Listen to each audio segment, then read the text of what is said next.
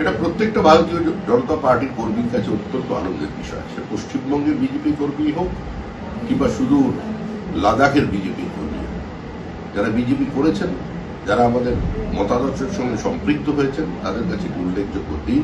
কারণ শ্যামাপ্রসাদের মাটিতে শ্যামাপ্রসাদের সরকার তৈরি হয়েছে এবং ৬ জুলাই দেশের স্বরাষ্ট্রমন্ত্রী আজকে সেখানে যোগ দিতে আসছেন। নিঃসন্দেহে এটা একটা ঐতিহাসিক মুহূর্ত। আমরা অত্যন্ত উৎসাহ এবং উদ্দীপনার মধ্যে দিয়ে দিনটি পালন করছি। এবং আরো উৎসাহের বিষয় যেটি, এতদিন পর্যন্ত শ্যামাপ্রসাদকে পাঠ্যপুস্তক সহ বিভিন্ন জায়গায় প্রাপ্ত করে রাখা হয়েছিল। আজকে শ্যামাপ্রসাদের সরকার প্রতিষ্ঠা হওয়ার পর শ্যামাপ্রসাদ চর্চিত হচ্ছেন, তার ভূমিকা পশ্চিমবঙ্গ তৈরির ক্ষেত্রে, তার অবদান।